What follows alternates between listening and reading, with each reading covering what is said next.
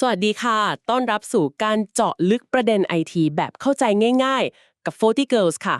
และ40 Man ครับผมสวัสดีครับค่ะ วันนี้เรามีเรื่องสำคัญมากๆเลยนะคะสำหรับทุกคนเลยที่ใช้ผลิตภัณฑ์40 Net ไม่ว่าจะรู้ตัวอยู่แล้ว หรืออาจจะยังไม่เคยเอะใจก็ตาม ครับผม นั่นคือเรื่องวงจรชีวิตผลิตภัณฑ์ค่ะ หรือที่เขาเรียกกันว่า product life cycle นั่นเอง ใช่ครับเรื่องนี้อาจจะดูเหมือนเป็นเรื่องหลังบ้านเนอะที่เราอาจจะแบบว่าไม่ได้สนใจเท่าไหร่ แต่จริงๆแล้วเนี่ยมันกระทบเราโดยตรงเลยนะ ทั้งเรื่องการวางแผนเรื่องจัดการความเสี่ยงอืม แล้วก็ที่สำคัญเลยคือเรื่องเงินทองครับเรื่องงบประมาณนี่แหละโหน่าสนใจค่ะงั้นก็แปลว่าถ้าเราเข้าใจเรื่องนี้ดีพอ ก็จะช่วยให้เราจัดการพวกระบบไอทีของเราได้ดีขึ้นเยอะเลย แน่นอนครับหลักๆเลยนะคือ 1. ช่วยให้เราวางแผนอัปเกรดอุปกรณ์หรือที่เรียกกันติดปากว่า Tech Refresh นะครับได้เหมาะเจาะไม่ใช่ว่าโอ้โหรอจนของเก่าตกรุ่นไปแล้วมีปัญหาแล้วค่อยมาคิด อ๋อค่ะ2คือช่วยบริหารความเสี่ยงด้าน Security ครับ เพราะว่าอุปกรณ์เก่าๆที่เขาไม่ซัพพอร์ตแล้วเนี่ยมันก็เหมือนเราเปิดประตูทิ้งไว้รอรับภัยคุกคามเลยนะ อืมน่ากลัวเหมือนกันนะเนี่ย ใช่ครับ แล้วก็สุดท้ายเลยคือช่วยวางแผนงบประมาณ IT ได้แม่นขึ้นเยอะเลย ไม่ต้องมาตกใจตอนใกล้ๆครับ ฟังดูแล้วเป็นเรื่องที่มองข้ามไม่ได้จริงๆนะคะเนี่ยงั้นวันนี้เรามาลองแกะกันดีไหมคะได้เลยครับ ถอดรหัสเอกสารนโยบาย Product Life Cycle ของ Fortinet กันเลย เอาแบบเคลียร์ๆนะคะ ให้เข้าใจง่ายๆ โดยเฉพาะ3คำสำคัญที่เราต้องเจอแน่ๆในเอกสารพวกนี้ เยี่ยมเลยครับ มาเริ่มแกะกันเลย โอเค ก่อนจะไปถึง3คำนั้น ขอปูพื้นนิดนึงก่อนนะคะ คืออยากให้เข้าใจว่าผลิตภัณฑ์ Fortinet ทุกชิ้นเลย ไม่ว่าจะเป็นฮาร์ดแวร์อย่าง Firewall ที่เราคุ้นๆกัน หรือซอฟต์แวร์อย่าง FortiOS อะไรอย่างนี้ ครับ มันมีอายุไขของมันนะคะ ตั้งแต่วันแรกที่เปิดตัวขายเลย ที่เขาเรียก GA หรือ General Availability อืม ไปจนถึงวันที่เขาจะเอ่อเลิกดูแลเลิก support อย่างเป็นทางการ อันนั้นคือ end of support หรือ EOS ถูกต้องครับ แล้วก็ Fortinet เขาก็ไม่ได้ใจร้ายนะ คือไม่ใช่ว่าอยู่ๆจะเลิกดูแลไปเฉยๆเลย อ๋อเหรอคะ ครับ เขามีกระบวนการแจ้งเตือนล่วงหน้าอยู่แล้วที่เรียกว่า end of life notification หรือ EOLN ค่ะ ซึ่งข้อมูลทั้งหมดพวกนี้นะครับ เราเข้าไปเช็คได้ตลอดเลยที่ Support Portal ของ Fortinet เขาจะมีบอกไว้ URL ต่อ support.fortinet.com แล้วก็เข้าไปดูตรง Life Cycle ได้เลยครับ support.fortinet.com นะคะ ใช่ครับ เขาจะบอกไทม์ไลน์สำคัญไว้ล่วงหน้าเลย อย่างเช่นแจ้งก่อนวันหยุดขายฮาร์ดแวร์ ปกติก็ประมาณ1ไตรมาสครับ โอเคค่ะ ดีเลยมีการแจ้งเตือนล่วงหน้าให้เราได้เตรียมตัวกัน งั้นมาถึงไฮไลท์ของเราวันนี้เลย 3 คำศัพท์หลักที่เราต้องโฟกัสกัน ครับผม เริ่มที่คำแรกเลยนะคะ end of order date หรือ EOO แปลตรงๆก็คือวันที่สิ้นสุดการสั่งซื้อ คำนี้มันหมายความว่ายังไงคะช่วยขยายความหน่อย ก็ตามชื่อเลยครับ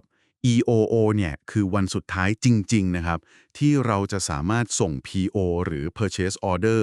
สั่งซื้อฮาร์ดแวร์หรือซอฟต์แวร์รุ่นนั้นๆนะครับให้กับทาง Fortinet หรือว่าพาร์ทเนอร์ได้ อ๋อ ถ้าให้นึกภาพตามง่ายๆ ก็อาจจะเหมือนกับรถยนต์รุ่นฮิตๆใช่ไหมคะ ที่อยู่ๆค่ายรถก็ประกาศออกมาว่าโอเค รุ่นนี้จะเลิกผลิตแล้วนะ ใครอยากได้ล็อตสุดท้ายสั่งจองได้ถึงแค่วันนี้นะจ๊ะ อะไรแบบนั้นเลยหรือเปล่าคะ ใช่เลยครับ ใช่เลยเป๊ะเลยครับผม แล้วผลกระทบหลักๆล่ะถ้าเราเลยวัน EOO ไปแล้วคืออะไร นั่นสิคะ ก็คือถ้าเราอยากจะซื้ออุปกรณ์รุ่นเดิมตัวนี้เพิ่ม อย่างเช่นเรามีสาขาเปิดใหม่ หรือว่าอยากจะขยายระบบเดิมที่เราใช้อยู่เนี่ย ก็คือซื้อไม่ได้แล้วครับ อ้าว ครับผมต้องไปมองหารุ่นใหม่มาทดแทน ซึ่งตรงนี้แหละก็ต้องมาดูเรื่องความเข้ากันได้หรือ compatibility กับระบบเดิมที่เรามีอยู่ด้วย ว่ามันจะทำงานร่วมกันได้ดีไหม เข้าใจแล้วค่ะ EOO คือเส้นตายของการกดสั่งซื้อรุ่นนั้นๆ ถ้าเลยปุ๊บคือจบต้องไปหารุ่นใหม่แทน โอเคค่ะ คำต่อไปนะคะ Last Service Extension Date หรือ LSED วันที่ขยายบริการครั้งสุดท้าย คำนี้ดูซับซ้อนขึ้นมานิดนึงนะคะ มันคืออะไรคะ คำนี้สำคัญมากเลยครับสำหรับการวางแผนต่อเนื่องเลยนะ LSED เนี่ยคือวันสุดท้ายที่เราจะสามารถต่ออายุสัญญาบริการ หรือที่เราเรียกกันติดปากว่า Support Contract หรือ MA Maintenance Agreement นะครับ ค่ะ MA ใช่ครับสำหรับอุปกรณ์หรือซอฟต์แวร์รุ่นที่มันผ่านวัน EOO ไปแล้ว ได้หมายความว่าถึงแม้เราจะซื้อเครื่องรุ่นนั้นเพิ่มไม่ได้แล้วหลัง EOO ใช่ไหมคะแต่ถ้าเรามีเครื่องเดิมใช้อยู่เราก็ยังต่อสัญญา MA เพื่อให้เขาซัพพอร์ตต่อไปได้เรื่อยๆจนถึงวัน LSED วันนี้ถูกต้องครับ แต่มีจุดที่ต้องเน้นย้ำเลยนะ แล้วก็ระวังให้ดีมากๆเลยคือ LSED เนี่ยมันจะมาถึงก่อนวันสิ้นสุดการซัพพอร์ตจริงๆ หรือ EOS นะครับ อ้าวเหรอคะก่อนเหรอใช่ครับ ก่อนครับ ตามนโยบายของ Fortinet เนี่ยเขากำหนดไว้ชัดเจนเลยว่า LSED คือ 12 เดือน หรือ 1 ปีเต็มๆ ก่อนวัน EOS ของผลิตภัณฑ์รุ่นนั้นๆ ครับ ทำไมล่ะคะทำไมถึงต้องเป็น1 ปีก่อน EOS ด้วยล่ะคะมันมีเหตุผลอะไรเป็นพิเศษหรือเปล่าคะเป็นคำถามที่ดีครับ คือเอ่อส่วนหนึ่งก็น่าจะเป็นเรื่องการบริหารจัดการภายในของ Fortinet เองด้วยนะครับ ทั้งเรื่องสต็อกอะไหล่การเตรียมทรัพยากรคนสำหรับซัพพอร์ตรุ่นนั้นอ๋อค่ะๆ แล้วก็อีกมุมหนึ่งผมว่ามันเป็นการส่งสัญญาณที่ชัดเจนมากๆเลยนะ ให้ลูกค้าเนี่ยเริ่มวางแผนได้แล้วว่า เฮ้ย เหลือเวลาซัพพอร์ตจริงๆ อีกแค่ปีเดียวนะ หลัง LSED เนี่ยต้องเตรียมตัวเปลี่ยนผ่านไปรุ่นใหม่ได้แล้วนะ อะไรแบบนี้ครับ อืมถ้าให้เปรียบเทียบ LSED นี่เหมือนอะไรดีคะจะได้จำง่ายกันใกล้จะหมดอายุ บริษัทประกันโทรมาบอกว่า เรียนคุณลูกค้ากรมธรรม์ปีหน้าสำหรับรถยนต์รุ่นนี้นะครับ ทางเราไม่สามารถต่ออายุให้ได้แล้วจริงๆครับ แต่นี่คือโอกาสสุดท้ายแล้วนะครับ ที่จะต่อได้อีก1 ปี ซึ่งจะคุ้มครองถึงวันที่ หลังจากนั้นคือไม่รับต่อแล้วจริงๆครับ ๆอ๋อเห็นภาพเลยค่ะ LSSD ก็อารมณ์ประมาณนั้นเลยครับ คือโอกาสสุดท้ายจริงๆ ที่จะต่อสัญญา MA ได้ ซึ่งสัญญาที่ต่อได้เนี่ยก็จะมีอายุได้สูงสุดแค่ 12 เดือน หรือก็คือไปสิ้นสุดที่วัน EOS พอดีนั่นแหละครับ ชัดเลยค่ะแปลว่าถ้าเราเผลอหรืออาจจะวางแผนไม่ดีพอปล่อยเลยวัน LSSD ไปแล้วโดยที่ยังไม่ได้ต่อ MA ไว้ก่อนผลกระทบคือจบเลยครับ เราจะไม่สามารถต่อสัญญา MA หรือ Support ใดๆสำหรับฮาร์ดแวร์หรือซอฟต์แวร์รุ่นนั้นได้อีกต่อไปเลยครับ โหจริงเหรอคะจริงครับ ถึงแม้อุปกรณ์มันจะยังทำงานได้ดีอยู่เลย แล้วก็ยังไม่ถึงวัน EOS ด้วยซ้ำ แต่ถ้า MA เดิมหมดอายุหลัง LSSD ไปแล้วก็คือหมดสิทธิ์ต่อครับ อุปกรณ์นั้นจะกลายเป็นของที่ไม่มี support ทันที อือหือต้องเช็ควัน LSD ของอุปกรณ์ที่เรามีให้ดีๆเลยนะครับ พลาดแล้วพลาดเลยจริงน่ากลัวเหมือนกันนะคะเนี่ยพลาด LSD คือหมดสิทธิ์ต่อ MA ทันทีเลย งั้นมาถึงคำสุดท้ายค่ะที่น่าจะส่งผลกระทบรุนแรงที่สุดแล้วนะคะ EOS วันที่สิ้นสุดการสนับสนุนๆ คำนี้คือ deadline สุดท้ายของจริงครับ EOS คือวันสุดท้ายเลยที่ Fortinet จะให้การสนับสนุนผลิตภัณฑ์รุ่นนั้นๆ อย่างเป็นทางการ ไม่ว่าจะเป็นฮาร์ดแวร์หรือซอฟต์แวร์ ค่ะ พูดง่ายๆก็คือวันที่ Fortinet เขาจะบอกว่าลาก่อนนะกับผลิตภัณฑ์รุ่นนี้แหละครับผม แล้วปกติจากวันที่เขาหยุดขายหรือ EOO ไปจนถึงวัน EOS เนี่ยค่ะ มันนานประมาณไหนคะพอจะมีกรอบเวลาไหมคะ โดยทั่วไปนะครับตามนโยบายเนี่ยสำหรับฮาร์ดแวร์มักจะอยู่ที่ 60 เดือนหรือ 5 ปีเต็มๆ หลังจากวัน EOO 5 ปี ใช่ครับ ส่วนซอฟต์แวร์อย่างพวก FortiOS เนี่ยมักจะอยู่ที่ประมาณ 54 เดือน หลังจากวันเปิดตัวหรือ GA ครับ แต่ต้องย้ำว่าตัวเลขเนี้ยเป็นแค่หลักการทั่วไปนะครับ สิ่งสำคัญที่สุดคือต้องเช็คข้อมูลล่าสุดของแต่ละรุ่น จาก Support Portal เป็นหลักเสมอครับ อย่าไปยึดติดกับตัวเลขนี้เป๊ะโอเคค่ะ เช็คจากพอร์ทัลชัวร์สุด ทีนี้มาถึงคำถามสำคัญสุดๆเลยค่ะ ถ้าเรายังดื้อนะ หรืออาจจะมีความจำเป็นจริงๆ ที่ต้องใช้อุปกรณ์หรือซอฟต์แวร์ตัวนั้นๆ ต่อไปหลังจากวัน EOS ไปแล้ว ความเสี่ยงและผลกระทบที่แท้จริงเนี่ย มันคืออะไรบ้างคะ ช่วยขยายความตรงนี้แบบเน้นๆหน่อยค่ะ เพราะเชื่อว่าหลายคนอาจจะคิดว่าเอ้าก็ยังเปิดติดยังใช้ได้อยู่ ไม่เห็นจะเป็นอะไรเลยนี่นา ๆ อันเนี้ยต้องตั้งใจฟังดีๆเลยครับ เพราะผลกระทบเนี่ยมันไม่ใช่เรื่องเล็กน้อยเลยนะ แล้วก็อาจจะสร้างความเสียหายให้กับธุรกิจได้เลยนะครับ ค่ะ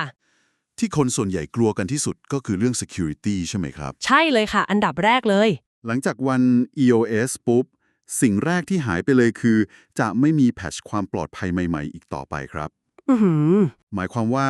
ถ้ามีการค้นพบช่องโหว่ร้ายแรงใหม่ๆ ในอุปกรณ์หรือซอฟต์แวร์รุ่นนั้น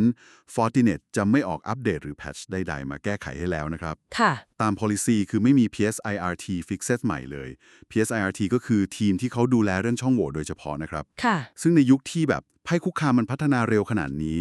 การที่เราใช้ของที่มีช่องโหว่โดยที่ไม่มีการแก้ไขเนี่ย ก็เหมือนเราเปิดบ้านรอโจรเลยครับเสี่ยงมากๆที่จะถูกโจมตีถูกเจาะระบบ หรือโดน ransomware เล่นงานเอาได้ง่ายๆเลยแค่เรื่อง security อย่างเดียวก็น่ากลัวมากๆแล้วนะคะแล้วมีผลกระทบด้านอื่นๆอีกไหมคะนอกเหนือจากเรื่องช่องโหว่ มีครับนอกเหนือจากเรื่อง security นะเรื่องการทำงานทั่วๆไปก็มีปัญหาได้เหมือนกันเพราะว่าจะไม่มีการแก้ไขข้อผิดพลาดอื่นๆ no bug fixes ด้วยอ๋อ หมายความว่าถ้าเราเจอปัญหาการทำงานแปลกๆฟีเจอร์บางอย่างติดขัดหรือเจอบั๊กที่ไม่ได้เกี่ยวกับความปลอดภัยโดยตรงหลังจากวัน EOS ไปแล้วเนี่ยก็จะไม่มีเวอร์ชั่นใหม่ออกมาแก้ไขให้แล้วครับซึ่งบางทีบั๊กเล็กๆน้อยๆพวกนี้มันก็สร้างปัญหาใหญ่ในการทำงานประจำวันของเราได้เหมือนกันนะ จริงค่ะ แล้วถ้าเป็นฝั่งฮาร์ดแวร์ล่ะคะ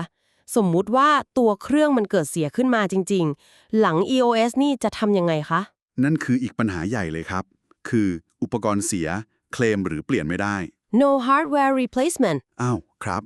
ถ้าฮาร์ดแวร์ของเราเกิดมีปัญหาขึ้นมาจริงๆ เช่น power supply พัง หรือว่าพอร์ตเสียใช้งานไม่ได้ หลังจากวัน EOS ไปแล้วเนี่ย เราจะไม่สามารถส่งเคลม หรือขอเปลี่ยนอุปกรณ์ทดแทน หรือที่เราเรียกว่า RMA Return Merchandise Authorization นะครับ กับทาง Fortinet ได้อีกต่อไปแล้ว โห อันนี้เป็นไปตามเงื่อนไขบริการหรือ Service Terms และ EULA ของเขาเลยครับ พูดง่ายๆก็คือเสียแล้วเสียเลย ต้องหาซื้อใหม่อย่างเดียวครับผม โหดเหมือนกันนะคะเนี่ยหมายความว่าต่อให้เครื่องยังไม่เสีย แต่ถ้าเราเจอปัญหาการตั้งค่าแปลกๆ หรือคอนฟิกอะไรไม่ได้สักที เราก็ยังติดต่อขอความช่วยเหลือจากเขาได้ไหมคะ ไม่ได้แล้วครับ นั่นคือประเด็นถัดมาเลย คือศูนย์ช่วยเหลือทางเทคนิค หรือ Fortinet TAC Technical Assistance Center เนี่ยเขาจะไม่รับแจ้งเคส No Tech Support สำหรับอุปกรณ์ที่ EOS ไปแล้วครับ อ้าวจริงเหรอคะ จริงครับ ไม่ว่าปัญหาจะเล็กน้อยแค่ไหน เช่น ตั้งค่านิดหน่อยไม่ได้ หรือต้องการคำปรึกษาทางเทคนิคอะไรก็ตาม ทีม TAC ก็จะไม่สามารถให้ความช่วยเหลือได้แล้ว ตามเงื่อนไขบริการเหมือนกันครับ ค่ะ ลองคิดดูว่าถ้าเกิดมีปัญหาเร่งด่วนขึ้นมาที่ต้องรีบแก้ แต่เราติดต่อใครเพื่อขอความช่วยเหลือไม่ได้เลยเนี่ย มันจะวุ่นวายแค่ไหน โอ้โห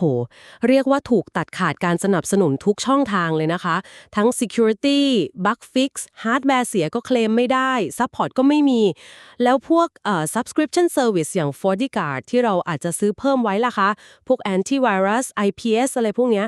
มันจะยังทำงานได้ไหมคะ นั่นคือจุดสุดท้ายที่น่ากังวลครับ FortiGuard Subscription อาจทำงานได้ไม่เต็มประสิทธิภาพ หรืออาจจะหยุดทำงานไปเลยก็ได้ หา ครับ คือพวกบริการ FortiGuard อย่างที่ว่ามา Antivirus IPS Web Filtering เนี่ยมันต้องการเฟิร์มแวร์ที่อัปเดตอยู่เสมอใช่ไหมครับ เพื่อให้รู้จักภัยคุกคามใหม่ๆ หรือทำงานได้ถูกต้อง ใช่ค่ะ พออุปกรณ์เรา EOS ไปแล้วเนี่ย มันก็จะไม่มีเฟิร์มแวร์ใหม่ๆ มาให้อัปเดตอีกต่อไปแล้ว นั่นก็หมายความว่าฟีเจอร์ FortiGuard บางอย่างอาจจะทำงานไม่ได้ หรือไม่ได้รับซิกเนเจอร์ล่าสุด ทำให้ประสิทธิภาพในการป้องกันภัยคุกคามเนี่ย มันลดลงอย่างมากเลย หรือในบางกรณีก็อาจจะหยุดทำงานไปเลยก็ได้ครับ อันนี้ตาม policy section 8 เขาก็ระบุไว้นะครับ โห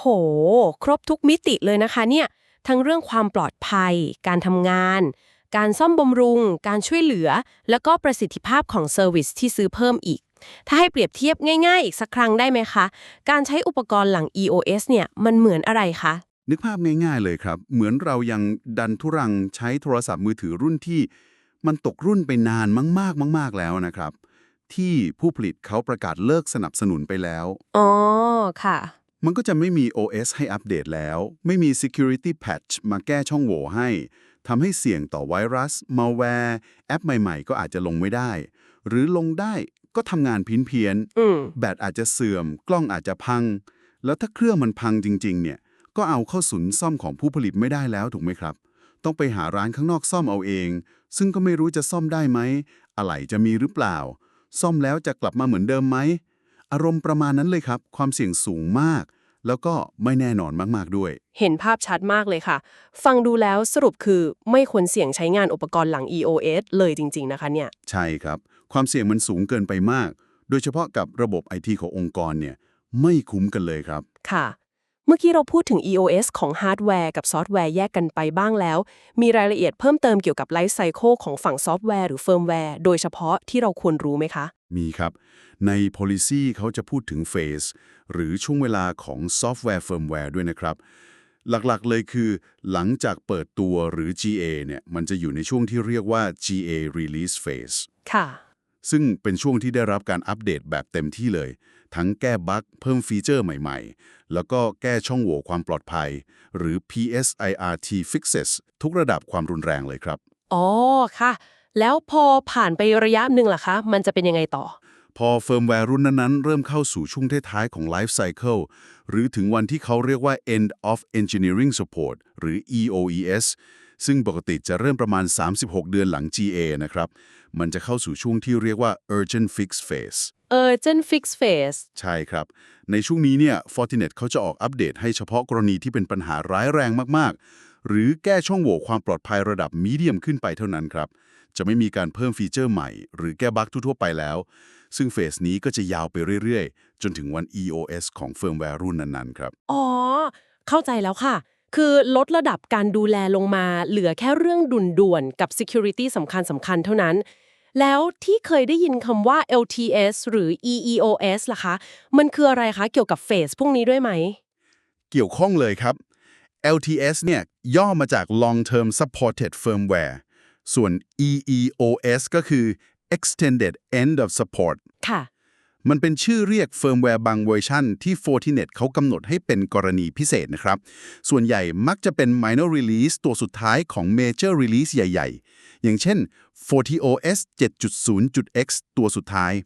ที่จะได้รับการยืดอายุการสนับสนุนในช่วง Urgent Fix Phase ที่เราคุยกันเมื่อกี้ออกไปอีก โหยืดออกไปอีกเหรอคะนานแค่ไหนคะ ตาม policy ปัจจุบันนะครับ คือเขาจะยืด urgent fix phase ที่ปกติมันจะสิ้นสุดที่วัน EOS ออกไปให้อีก 18 เดือนครับ 18 เดือน ใช่ครับ ทำให้เฟิร์มแวร์ที่เป็น LTS EOS เนี่ย มีอายุการใช้งานที่ยาวนานกว่าเฟิร์มแวร์ปกติทั่วไป เหมาะสำหรับองค์กรที่อาจจะยังไม่พร้อมขยับไปใช้ Major Release ใหม่ทันที หรือต้องการความเสถียรเป็นพิเศษนะครับ โอ้ฟังดูเป็นทางเลือกที่ดีเลยนะคะ แล้วมีเงื่อนไขอะไรที่เราต้องทราบเป็นพิเศษไหมคะสำหรับการใช้ LTC EOS พวกนี้ มีครับ และสำคัญมาก ๆ ด้วย คือการที่เราจะเข้าถึงเฟิร์มแวร์ LTCEOS และได้รับการสนับสนุนในช่วง 18 เดือนที่เขายืดเพิ่มมาให้ EOS เนี่ย เราจำเป็นต้องมีสัญญาบริการ FortiCare Elite ที่ยัง Active อยู่เท่านั้นนะครับ อ๋อ ต้องเป็น Elite เท่านั้นเหรอคะ ใช่ครับ ถ้าใช้ FortiCare แบบ Standard หรือ Premium ปกติเนี่ยจะไม่ครอบคลุมการสนับสนุนในช่วง EOS นี้นะครับ ต้องเน้นเลยว่านี่เป็นบริการเสริมพิเศษไม่ใช่มาตรฐานทั่วไปครับผม ชัดเจนเลยค่ะ LTC EOS เป็นออปชันเสริมที่ต้องมี FortiCare Elite ควบคู่กันไปด้วยนะคะ ทีนี้นโยบาย Life Cycle ทั้งหมดที่เราคุยกันมาเนี่ย ทั้ง EOO LSD EOS มันครอบคลุมผลิตภัณฑ์ Fortinet ประเภทไหนบ้างคะ ใช่แค่ Firewall อย่าง FortiGate ที่เราคุ้นเคยกันหรือเปล่าคะ ไม่ใช่แค่ FortiGate ครับ นโยบายนี้ครอบคลุมผลิตภัณฑ์ Fortinet เกือบทั้งหมดเลยนะ ตามที่ระบุใน Policy Section 1 เนี่ย ก็จะมีทั้งฮาร์ดแวร์ อันนี้แน่นอนพวก FortiGate FortiSwitch FortiAP ที่เป็น Access Point แล้วก็ฮาร์ดแวร์อื่นๆ อีกเยอะเลย ซอฟต์แวร์ เช่น FortiOS ที่อยู่บนฮาร์ดแวร์ พวก VM Virtual Machine ต่างๆ หรือแม้แต่ FortiClient ที่เราลงบนเครื่องคอมพิวเตอร์ของเรา อ๋อค่ะ Cloud Services บริการ Cloud ต่างๆ ของ Fortinet ก็เข้าขายด้วย Service Contracts รวมถึงพวกสัญญาบริการเสริมต่างๆ เช่น FortiGuard หรือ FortiCare เองก็มี Life Cycle ของมันเหมือนกันครับ โอ้โห เรียกว่าถ้าใช้อะไรที่เป็นของ Fortinet อยู่ ก็ควรจะต้องสนใจเรื่อง Life Cycle นี้ทั้งหมดเลยนะคะเนี่ย ถูกต้องครับ ดังนั้นสิ่งที่สำคัญที่สุดเลยสำหรับผู้ฟังตอนนี้ก็คือ ต้องกลับไปตรวจสอบดูครับว่า อุปกรณ์หรือซอฟต์แวร์ของ Fortinet ที่เราใช้งานและดูแลอยู่ตอนนี้เนี่ยมันอยู่ในช่วงไหนของ Life Cycle แล้ว ค่ะ โดยเข้าไปเช็คที่ Fortinet Support Portal ที่เดิมเลยครับ support.fortinet.com support/lifecycle ลองค้นหาด้วยชื่อรุ่นหรือจะใช้ serial number ของเครื่องก็ได้ ข้อมูลมันจะบอกวันสำคัญทั้ง GA EOO LSED แล้วก็ EOS ไว้ชัดเจนเลยครับ เยี่ยมเลยค่ะ งั้นขออนุญาตสรุปประเด็นสำคัญที่เราคุยกันมาในวันนี้ เพื่อให้ผู้ฟังเห็นภาพรวมชัดๆอีกครั้งนะคะ ได้เลยครับ เชิญเลยครับ ค่ะ เราได้ถอดรหัส 3 คำสัมพันธ์ใน Product Life Cycle ของ Fortinet กันไปแล้วนะคะ คือ EOO End of Order Date วันสุดท้ายที่เราจะสั่งซื้อรุ่นนั้นๆได้ ถ้าเลยวันนี้ไปคือหมดสิทธิ์ ต้องไปหารุ่นใหม่แทนแล้ว LSED Last Service Extension Date วันสุดท้ายจริงๆ ที่จะต่อสัญญา MA หรือ Support ของรุ่นนั้นได้ ซึ่งจะมาถึงก่อนวัน EOS ทั้ง 1 ปีน่ะพลาดแล้วคือพลาดเลย ต่อไม่ได้อีกแล้ว EOS End of Support Date วันสิ้นสุดการสนับสนุนทุกสิ่งอย่าง หลังจากวันนี้ไปความเสี่ยงสูงมากๆทางด้าน security bug hardware ถ้าเสียก็เคลมไม่ได้การช่วยเหลือจากแท็กก็ไม่มีแล้วก็ประสิทธิภาพของ FortiGuard ก็อาจจะลดลงด้วย ครับผมรวมถึงมีกรณีพิเศษอย่าง LTEOS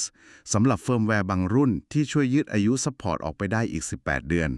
แต่ก็ต้องใช้คู่กับ FortiCare Elite เท่านั้นนะครับ ใช่ค่ะ และที่สำคัญมากๆเลยก็คือการเข้าใจ Life Cycle เนี่ยมันไม่ใช่แค่เรื่องเทคนิคอย่างเดียวนะ แต่มันเป็นหัวใจของการบริหารจัดการทั้งเรื่องความเสี่ยงแล้วก็เรื่องงบประมาณด้วย ใช่เลยครับ ดังนั้นคำแนะนำที่เป็นรูปธรรม หรือ practical advice ที่อยากจะฝากให้ผู้ฟังนำกลับไปลองทำดูก็คือ ค่ะ 1. ตรวจสอบ inventory ด่วนๆเลยครับ เข้า support portal support.fortinet.com/support/lifecycle เดี๋ยวนี้เลยยิ่งดี เช็คสถานะ lifecycle ของฮาร์ดแวร์ซอฟต์แวร์ที่เรามีอยู่ทั้งหมด ว่ามีตัวไหนใกล้ถึงวันสำคัญพวก EOO LSEO หรือ EOS อยู่ยัง ค่ะ 2. วางแผนล่วงหน้า ถ้าเจอตัวที่ใกล้จะหมดอายุ หรือใกล้ถึงวันสำคัญให้รีบเริ่มวางแผน Tech Refresh หรือหาอัปเกรดพาร์ททันทีเลยครับ อย่ารอจนไฟลนก้น เดี๋ยวอาจจะเจอปัญหาของขาด หรือวางแผนไม่ทันได้ อืม 3. ปรึกษาผู้เชี่ยวชาญ คุยกับทีม Fortinet หรือพาร์ทเนอร์ที่ดูแลเราอยู่ได้เลยครับ ขอคำแนะนำเรื่องรุ่นที่จะมาทดแทน หรือ replacement model หรือแนวทางการ migration ที่เหมาะสมกับระบบของเราที่สุด ค่ะ 4. เตรียมงบประมาณ ใช้ข้อมูล Life Cycle นี่แหละครับ เป็นเครื่องมือสำคัญในการวางแผน แล้วก็ของงบประมาณสำหรับการจัดซื้ออุปกรณ์ใหม่ หรือต่อ MA ล่วงหน้า จะได้ไม่ฉุกละหุกครับผม เป็นขั้นตอนที่ชัดเจนมากๆ แล้วก็นำไปใช้ได้จริงเลยค่ะ ขอบคุณมากๆเลยนะคะ วันนี้เราก็ได้เจาะลึกเรื่อง Product Life Cycle ของ Fortinet กันไปพอสมควรเลย หวังว่าข้อมูลทั้งหมดนี้จะเป็นประโยชน์กับทุกท่านที่ใช้งาน Fortinet อยู่นะคะ ยินดีเสมอครับ แล้วก็อยากจะทิ้งท้ายด้วยคำถามให้ลองกลับไปคิดกันดูเล่นๆนิดนึงครับว่า ว่าอะไรคะ น่าสนใจจัง คำถามคือถ้าเราไม่เริ่มวางแผนเรื่องนี้กันตั้งแต่วันนี้ ความเสี่ยงที่เราต้องแบกรับในวันหน้า ทั้งเรื่องข้อมูลรั่วไหล ระบบล่ม ธุรกิจหยุดชะงัก หรือชื่อเสียงเสียหายเนี่ยมันจะคุ้มค่ากันหรือเปล่าครับ โอ้โห เป็นคำถามที่ชวนให้คิดตาม แล้วก็เห็นความสำคัญของเรื่องนี้ขึ้นมาทันทีเลยค่ะ ขอบคุณสำหรับข้อคิดดีๆ ปิดท้าย แล้วก็ข้อมูลทั้งหมดในวันนี้นะคะสำหรับวันนี้เวลาของเราหมดลงแล้ว ขอบคุณผู้ฟังทุกท่านที่ติดตามค่ะ และสำหรับท่านผู้ฟังที่ติดตามเรื่องราวเจาะลึกของเรามาถึงตรงนี้นะคะ ก็อย่าลืมกดไลค์กดแชร์แล้วก็กด subscribe ช่อง Fortinet Thailand เพื่อติดตามข่าวสารและเรื่องราวน่าสนใจแบบนี้กันอีกนะคะ กดแค่ครั้งเดียวพอนะครับ สำหรับวันนี้พวกเราลาไปก่อน สวัสดีครับ สวัสดีค่ะ